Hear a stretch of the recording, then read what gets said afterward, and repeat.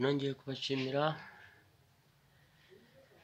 kandi n'abasuhuza abakunzi b'ikiganiro amateka y'u Rwanda yazimiye.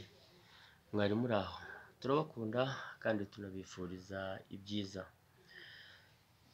bityo rero namwe mujye mutwifuriza ibyiza kuko nibyo twahawe. Rero turi mu gihe cyo kumena ibyiswe amabanga, ariko imizi y'ijuru babyita ukuri, kugira ngo kuzasimbure ikinyoma nimubikenera. Nimutabikenera, ukuri kuri bugufi kuza kukabikemura. Impamvu kukibahishurira ni ukugira ngo mutazagira icyo mwitwaza ko ntacyo mwamenye cyangwa ko ntacyo mwamenyeshejwe. Burya icyo utazi ntacyo kigutwara, ariko icyo wamenye nk'ukuri ukakijya kure nta na kimwe wakwitwaza. Abenshi tuganira cyangwa bankurikira ni abakristu cyane. Rero tugiye mu isezerano rya mbere, baratubwira ngo Imana irema byose, nyuma izakuza kurema umuntu uzagenga bya bindi yaremye. Tubisanga mu isezerano rya mbere, baryita irya mbere ariko ubundi ni irya kabiri, kuko irya mbere ni iry'igihanga, nta n'umwe muri mwese urizi. Baravuga ngo Imana irema Adamu, mu rubavu rwe ikuramo umufasha we Eva ibumoso. Urumva uwaremwe ko ari Adamu, noneho umugore we akurwa mu rubavu, agomba kuzubaha uwaremwe, kuko uwakuwe mu rubavu si we wubaha. Uwakuwe mu rubavu si we wubahwa kurenza uwaremwe. Ni amarenga Bibiliya ibibabwira, ariko uyarenga akamenya ibihishe inyuma, ni kavuna mwanga kumva ngo abarengurire ya marenga musoma ariko mutazi aho arengera. Izuba rirarasa rikarenga, aho rirasiye ntumenye aho rivuye, naho rurengeye nturamenya aho rirengera. Ayo rero ni amarenga Bibiliya ibivuga.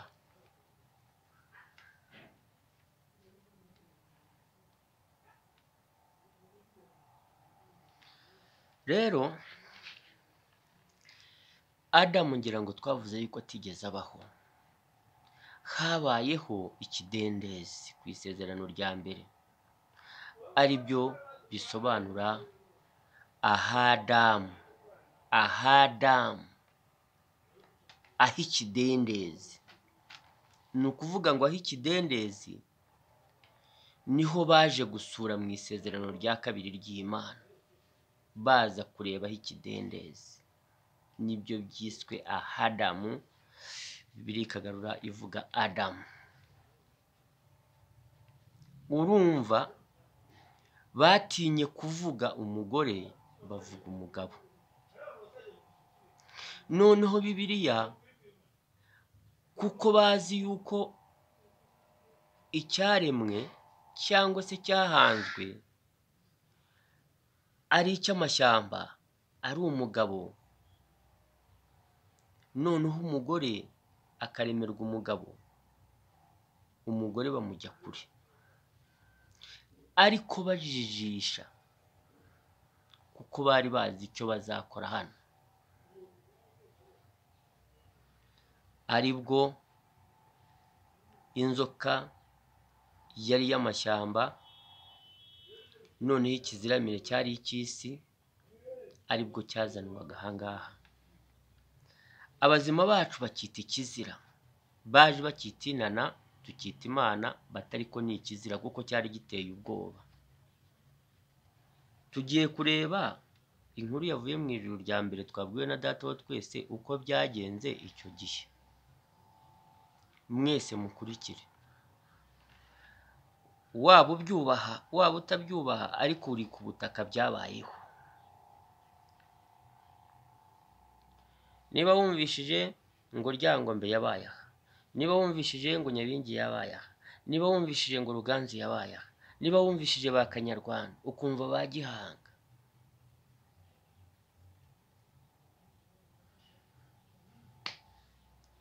ubaye ufite ubwenge wakabaye wubaha ababanje aha.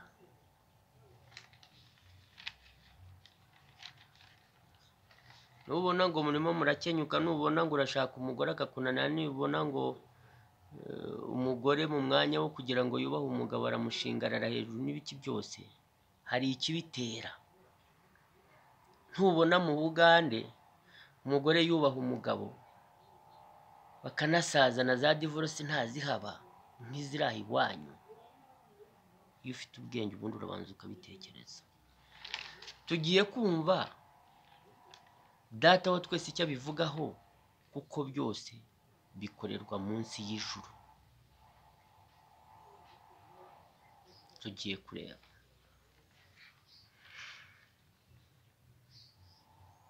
Ntawe ukomeye hano,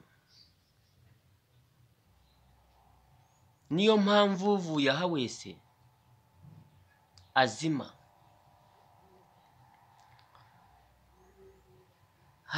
Hari abari ibyegera bya Habyarimana, tujya tubona abasigaye Tanzania indege basize babakomando, barahari bajya bakunda kuvuga.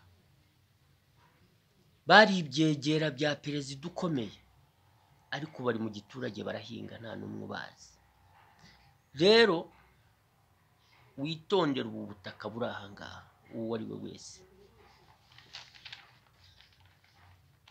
Twakiriye ikizira, cyinjira mu mibiri yacu, tubana nacyo. Twanga ijuru ryakabaye rikidukiza, twumve icyo ijuru ribivugaho. Ni inkuru, nk'uko usoma ibyanditswe burya nabyo ni inkuru. Ariko iyo ufite ubwenge wakabaye womatana n'inkuru y'ukuri kw'ijuru, ntiwomatana n'inkuru y'ukuri, ntiwomatana n'inkuru y'ikinyoma cy'abantu. Ibi ngibi ni iyerekwa ry'ijuru, si ibyanditswe n'umuntu abikuye mu bitekerezo bye. Bakunzi b'imizi y'ukuri, rero muyikunde, ariko ibarimo. Barakubwira nururi, ibarimo ibavemo, nuko hinjiremo imizi mwahisemo, kuko nuyibangikanya niyakubanjemo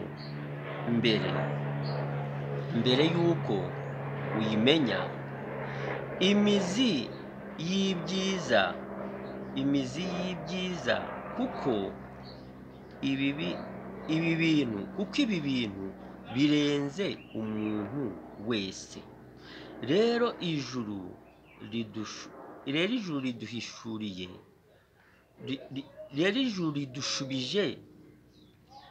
rero ijuru ridushubije ku nyanja ya Tanganyika, ku nyanja ya Tanganyika. Twigeze kuyivugaho ku nyanja ya Tanganyika, twigeze kuyivugaho tugaragaza ko yahoze irindwa na Ryangombe. Ngira ngo abakurikirana ibiganiro murabyibuka. Rero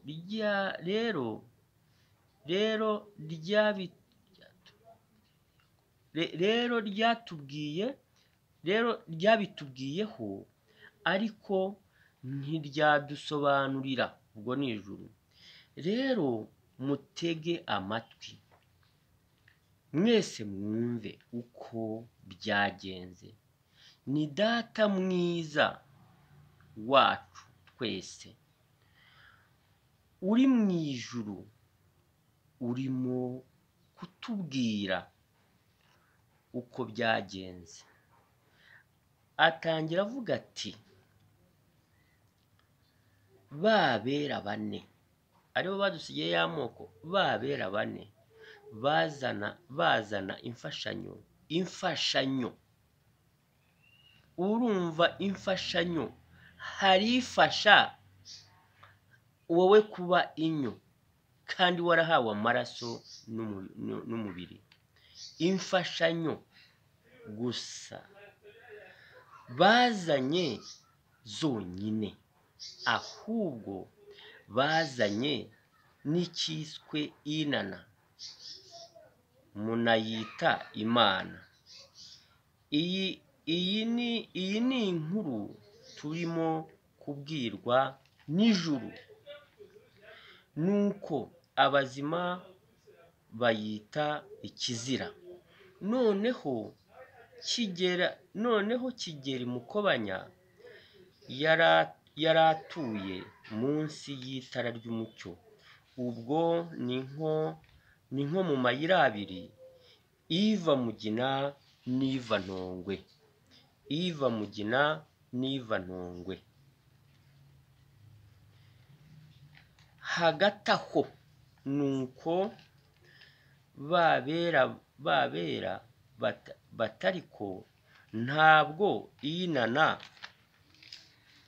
iba mu mashyamba humye, iba hatoshye, nko mu migezi, nko mu mazi, cyangwa se mu rufunzo, cyangwa se mu nkengero zarwo. Turimo turabwirwa inkuru mu nkengero zarwo. Nuko ahantu hari amazi hafi aho hari habiri gusa, ku isoko ya Kamonyi ndetse n'Akanyaru honyine. Nuko data wo mu ijuru arabangira ati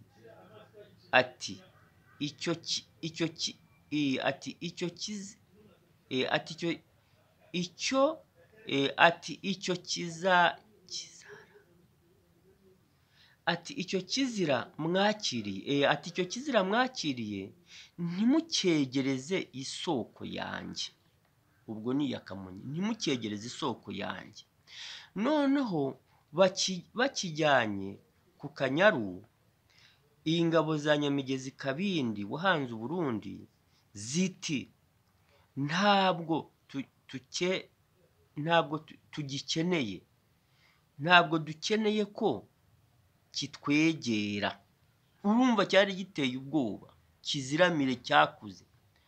Ntabwo dukeneye ko kitwegera, mu gisubizo iwanyu, kuko twavuye aho tugihunze. Nuko ahandi hari hasigaye ni nk'umugezi w'Akagera ndetse n'inyanja ya Tanganyika. Rero Nyabunyana na Ndagende nabo banze ko bacyegereza umugezi wabo. Nuko ahanyuma hari hasigaye ni ku nyanja ya Tanganyika honyine, nuko bakijyanayo. Rero urumva ukuntu buri wese yacyanze, aribwo yiswe Imana ibanga, ubu mufite icyitwa ibanga. Buri wese yicaranye ibanga kuri telefoni, kuri konti zawe, kugira ngo ufungure buri kimwe cyose cyangwa ugere nuko ubona ibanga si bakunda. Abafite ibyo by'ibanga barimo gukenyuka. Ibanga nuko yitwa Imana ibanga, kuko bayanze kugeza yimukiye mu mibiri y'abakomoka ku bazima, ari bo mwe bayanze. Nuko abo ku kibuga, twari dugifite ikibuga, wajyaga ashaka kujya mu ijuru rya mbere yakinyuragamo. Nuko abo ku kibuga cy'abazima banyuragaho bajya mu ijuru rya mbere, cyarabateraga. Urumva cyavaga mu nyanja kikabatera, cyarabateraga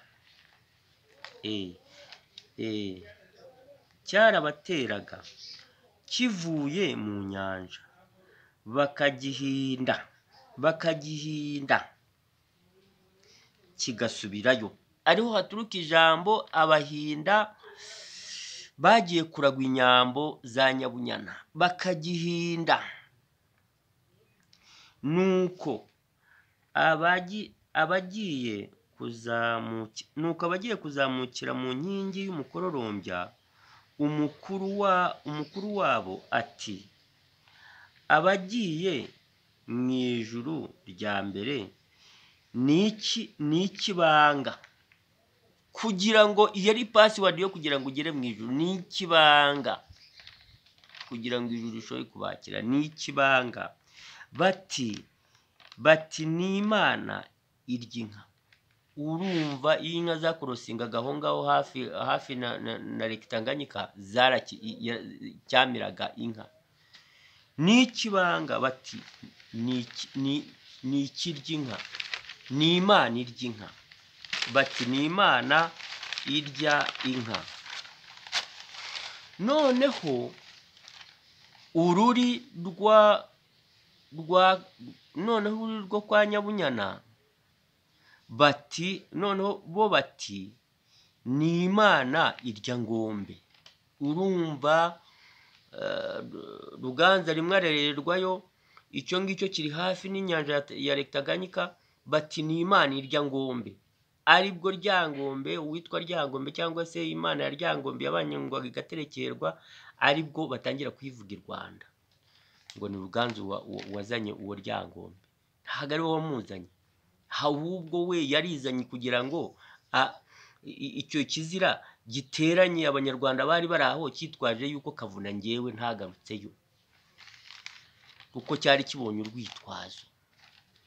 Ariko twabazima duhoraho, niyo mpamvu nshaka kugaragaza ibyahishwe byose. Ni Imana irya ngombe. Urumva haturutse izina ngo ni ikibanga.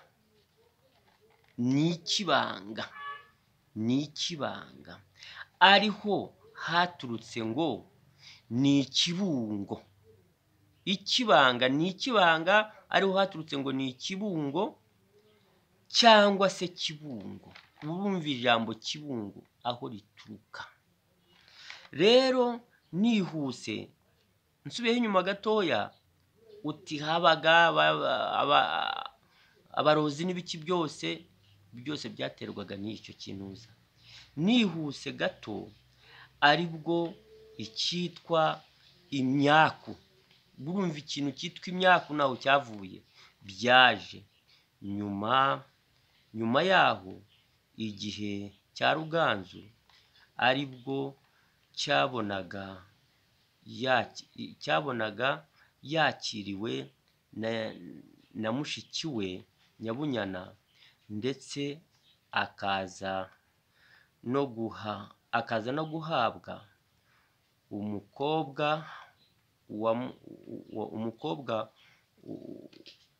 wagombaga kumwitaho wiswe Nyabingi. Urumva Nyabingi yari umukobwa witaga kuri Ruganzu akiri i Karagwe. Ikizira rero cyinjiye kikajya mu maguru y'abagore n'ibiki byose, ugasanga ni ikizira kimira impore zose cyangwa incira zose zicira yera zirabura. Nyabingi, wa mukobwa Nyabingi, aribwo bombi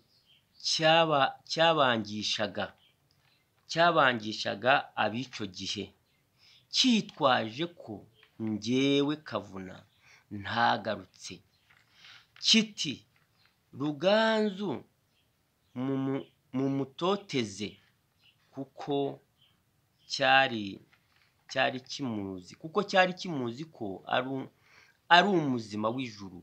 Urumva yari umwana wa data we twese kandi ari bucura bwe, ndetse na Nyabingi wamwitagaho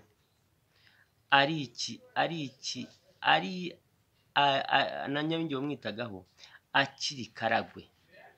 Rero kandekeraho, ndabona bukeye, ahubwo wowe bucyanye iki? wazasigira n'umurage, wazasiga nk'umurage niba warisanze ku butaka ukaba wanga ba nyirabwo bakubyaye. Urumva uriho koko? Urabajijwe.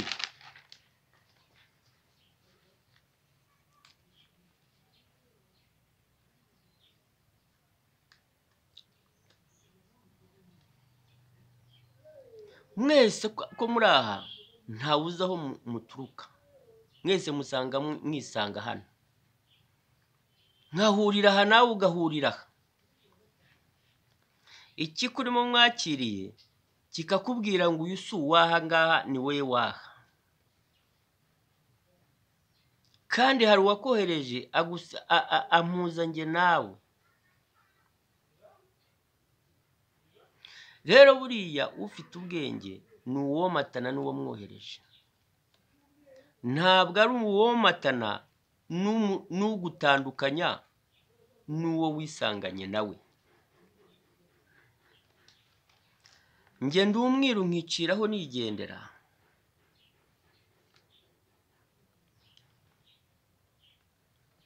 Ariko uwakohereje aha yakohereje mu mashyamba, ntabwo yakohereje mu migi.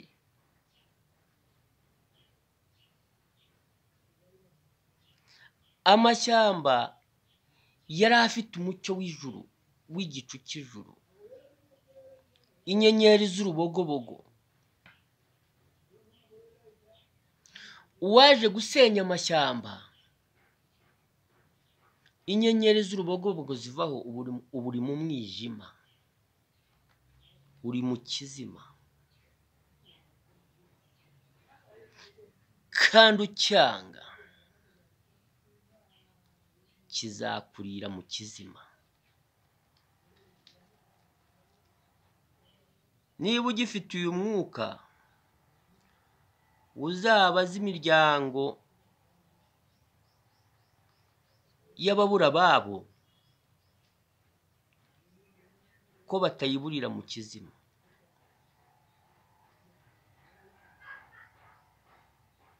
Uraryama ukazimya itara,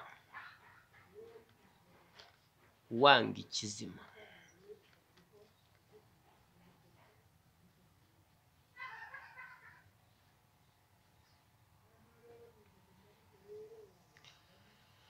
Nkwibiye ibanga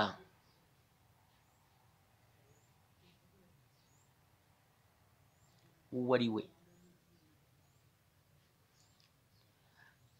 ariko sinkuraze igukunda uko wayanze, uhitamo ikwanga.